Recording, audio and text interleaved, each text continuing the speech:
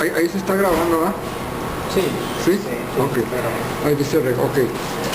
Ok, miren, continuamos con la escuela de Frankfurt. Hay varias teorías comunicativas. Existen varias teorías comunicativas.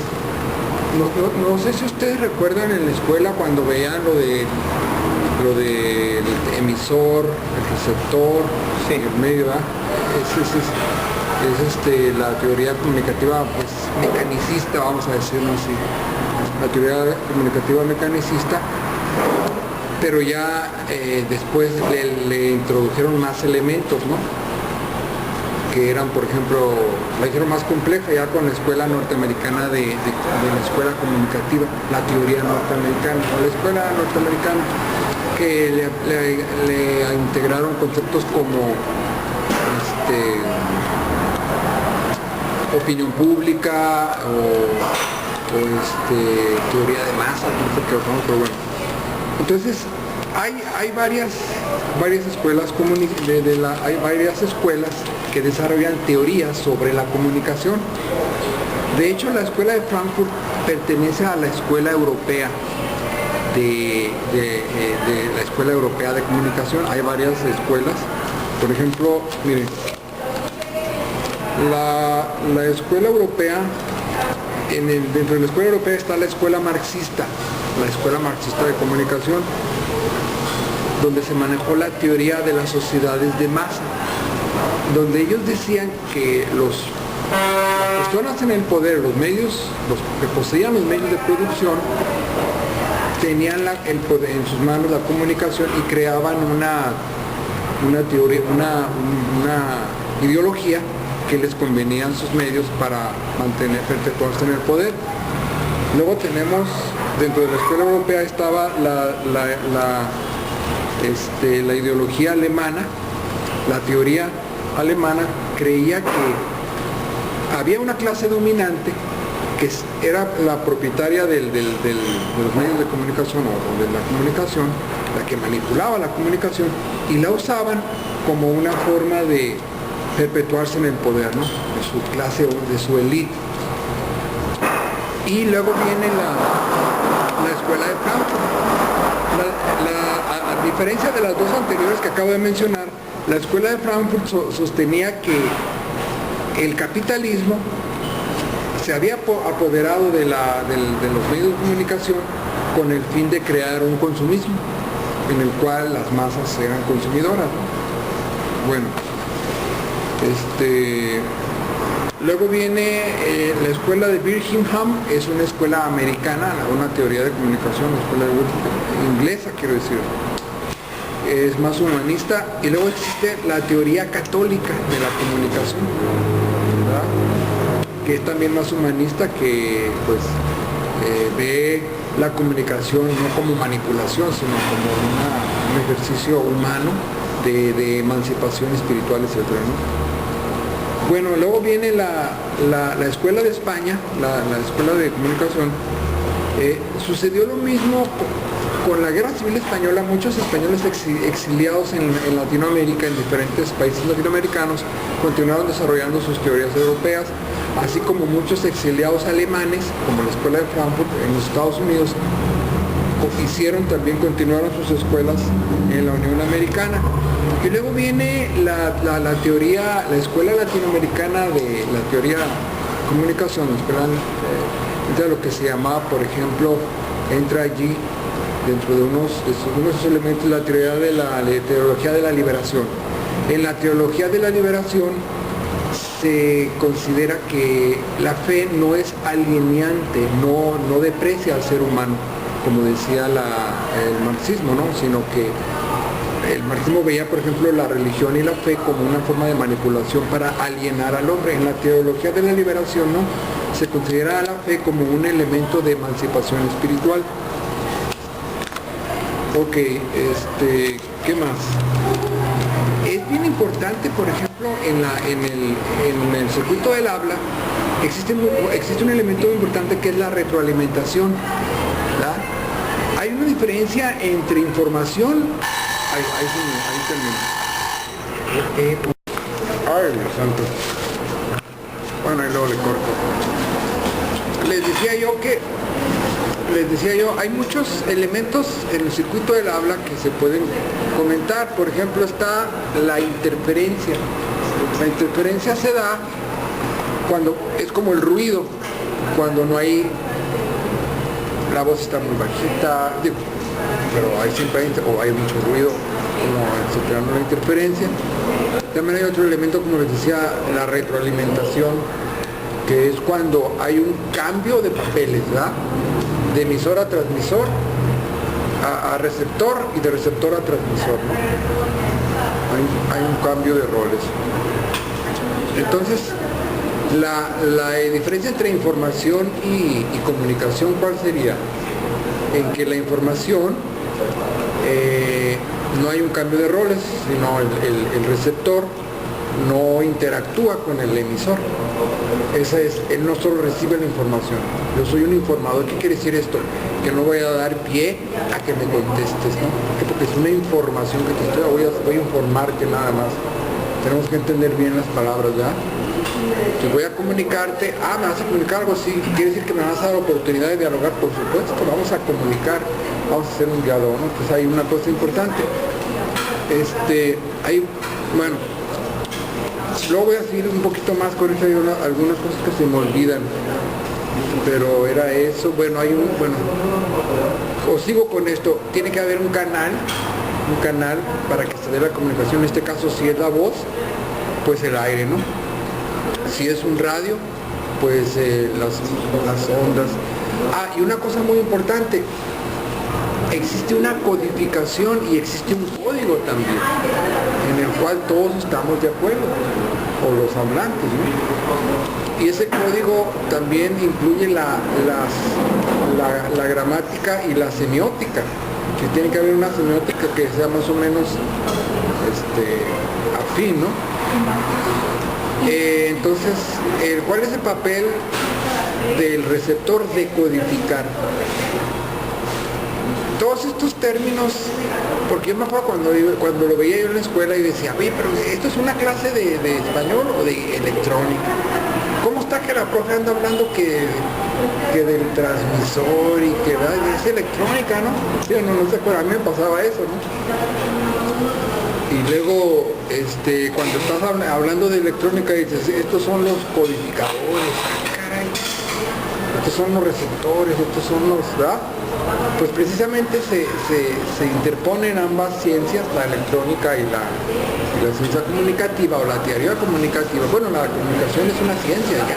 Actualmente ya es una ciencia, como las matemáticas, como la física, la química, la comunicación ya es una ciencia. Que al igual como la química tiene sus teorías, la comunicación también tiene sus propias teorías, ¿no? Y pues la comunicación comenzó hace muchos años con lo que se llama una estructura, un intento de comunicación que era oral, ¿no? Primero era oral y luego fue escrita, fue cuneiforme con los mesopotamios, los egipcios jeroglíficos, ya los griegos comenzaron con el alfabeto de izquierda a derecha y ya con eso viene heredado nuestras lenguas romances. Pero y luego también está la escritura china, ¿no? Pero entonces es una manera de perpetuar la comunicación, ¿verdad? Entonces todo esto es importante. Voy a cambiar un poquito de tema. Tú hablabas del libro de Adorno que decía, su libro se llama Crítica de la razón instrumental, ¿verdad? Ok. Yo creo que, en otras palabras, el título de ese libro es una crítica de cómo la razón ha sido utilizada como un instrumento. Ese sería parafraseando el título es como yo entiendo el libro de Adorno, ¿no? Que Adorno va a criticar efectivamente, como tú dices, ¿no? Que a veces hacemos mal uso de ese instrumento de comunicación que es la razón, ¿no? Lo malinterpretamos, lo malinterpretamos. Entonces, ahora, razón pudiera también ser cordura, ¿no? Ahí se me Entre comillas. existe la teoría mecanicista de la comunicación, como les decía.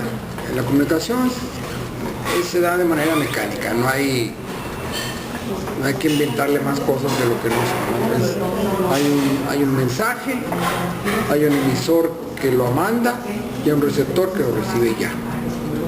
No le inventen más cosas, esa es la teoría mecánica. Pero bueno, hay otras teorías, no es la única. Está, por ejemplo, la teoría psicológica de la comunicación, la que dice que no interviene, no es tan mecánico, sino que intervienen el sujeto, ambos sujetos contribuyen para modificar para crear esa. Existe, por ejemplo, la teoría constructivista de la comunicación, la que dice que la sociedad interactuando construye la comunicación. Existe la teoría ontológica. No, perdón, la del ser. No, perdón, la teoría nominalista, ¿qué dice? Que los nombres, que nada más comunicamos nombres y etiquetas de cosas que no existen. Esa es la teoría nominalista. La teoría realista de la comunicación, cuando nos comunicamos nos referimos a cosas que existen fuera de mi mente, que sí existen. Entonces está la teoría constructivista, como les decía, la sociedad construye juntas la comunicación. ¿Qué más? Bueno, miren, la teoría ontológica, porque hay tres enfoques, ¿no? La teoría ontológica de la comunicación, la teoría epistemológica de la comunicación y la teoría axiológica, ¿no? Quisiera explicar, por ejemplo, que axiología es el orden de importancia de las cosas. Ontológico es con el ser, es cuando tú haces este tipo de preguntas y te quieres comunicar filosóficamente con el tema de qué es el ser. Entonces ahí tiene que entrar, tienes que creer en una teoría comunicativa ontológica, ¿no? O, por ejemplo, la otra, que es la epistemológica, la que contesta la pregunta ¿cómo se da el conocimiento? ¿Cómo conocemos? Bueno, existen muchas teorías. Ahora, voy a leer algunas cosas interesantes que les va a llamar mucho la atención. Dice así: algunos campos de la comunicación y sus teorías, ¿no? Por ejemplo, el proceso de la información. Allí incluye una teoría que se llama, fíjense los títulos, teorías de la elaboración de las preferencias y teoría de la inoculación. Fíjense los títulos. Cómo tú inoculas una intención en tus mensajes, ¿no? Bueno, está otro campo que se llama el discurso e interacción. Ahí está la teoría de los actos discursivos y la administración coordinada del significado. ¡Qué bárbaro! O sea, yo te voy a ir administrando lo que te quiero decir. Fíjate, ahí te va otro campo. Desarrollo de las relaciones. Está la teoría de la reducción de las incertezas. Por medio de esta teoría comunicativa yo voy a ayudar a reducir las incertezas, porque buscamos la certeza a la hora de comunicarnos. O la teoría de la penetración social. Otro campo. Relaciones en proceso. Está la teoría de los sistemas de relación y la dialéctica relacional. Otro campo, la organizacional. Está la teoría de la estructura y la teoría del control coercitivo. Eso me suena medio acá fascista, ¿no? Bueno, la idea del panóptico que tú mencionas, Juan, efectivamente el conocimiento es poder y a mayor conocimiento mayor poder. Entonces, si yo te conozco a ti, pero tú no me conoces a mí, yo tengo más poder sobre ti. Es una idea muy interesante de Michel Foucault. Pero que tú me mencionabas, José, sobre ¿qué decías tú sobre te iba a decir algo de lo que tú habías comentado. Bueno, ahorita me acuerdo. La de Marx, la transformación de la sociedad como objetos. Sí. Que sobre la base misma del material, que no hay una objetividad pues pura. Sí, ok, sí, sobre sí, bueno, el principio de incertidumbre. Ok. Les decía yo, ahorita me voy a acordar, les decía yo que ahorita que estaba mencionando ciertas teorías y ciertos campos de acción, aquí hay uno muy interesante. Hay un campo de acción que se llama medios masivos y comunicación. Ahí se maneja una teoría que se llama, fíjense, teoría de la agenda establecida. Y otra que se llama teoría de la espiral del silencio. Entonces, hay mucha gente que manejan esa teoría, la teoría de la agenda establecida, que dice, no, lo que pasa es que el próximo año vamos a consumir más chocolate. ¿Por qué? Porque es parte de la agenda. Y la gente que no sabe esto dice, ¿a qué está refiriendo? ¿A qué se refiere? ¿No? Es que cada persona maneja una teoría. Hay muchas. Está la teoría hay otra, ¿no? El campo de acción de la cultura se llama, fíjense, teoría de los códigos discursivos y teoría de la conservación del rostro. Bueno, esto es nomás para detonar la curiosidad en cuanto a estos temas y ojalá que podamos profundizar un poquito más. Les decía, si yo por ejemplo fuese caminando por la calle y quisiera preguntarle la hora a alguna señorita, bueno, antes de decirle, ¿me podría decir qué horas son? Antes de abordarla, ya la comunicación no comenzó en el momento en que yo hice la pregunta.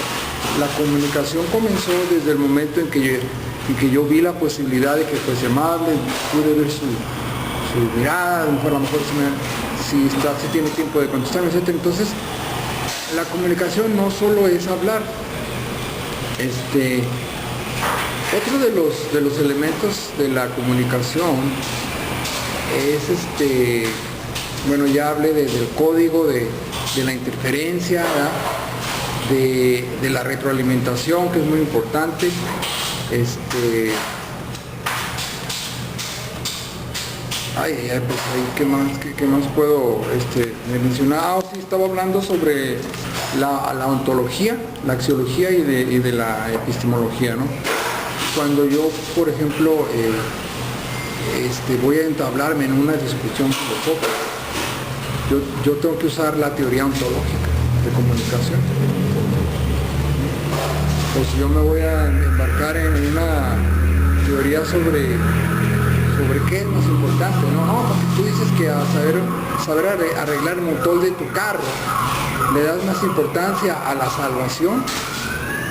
Yo ahí tengo que entablar tal vez una teoría con otra, voy a usar otra teoría comunicativa para poder.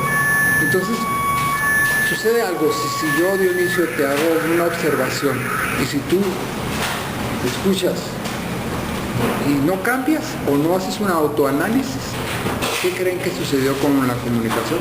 Falló también, según algunos de los puntos de vista, ¿no? O sea, entonces, existen muchos impedimentos de la comunicación que se han hecho los esfuerzos, como lo tú mencionabas, muy interesante, ¿no? Ahora, hablar de la economía, como tú mencionaste, y tú mencionabas de los factores, ¿no? Y de lo difícil que es establecer el precio de algo, ¿no? Sin lugar a dudas, pues sí, eso entrevienen muchos factores, ¿no? Pero es muy interesante tu observación de que muchas veces nosotros compramos algo barato y nos da gusto en vez de que nos preocupe, de que pudiésemos leer semióticamente por el precio más información, ¿no? Pero si sabes que aquí hay algo que está mal, ¿no? Bueno, si quieren ahí termino.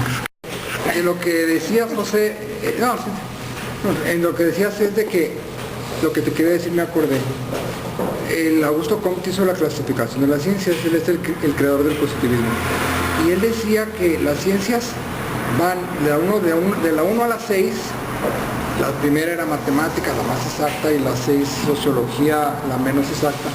Decía que las menos exactas aceptan diferencias de opiniones. Se caracterizaban por eso, porque aceptaban más diferencias de opiniones. Y las exactas, pues no eran cuestión tanto de opinión, no te quería mencionar eso. Y otra cosa, la definición de mentira es muy interesante en la teoría comunicativa, es cuando tú quieres influir mentalmente en una persona para sacar provecho. Esa es una definición de mentira. Pues es eso. Y te iba a decir algo, pero bueno, ahí se me olvidó.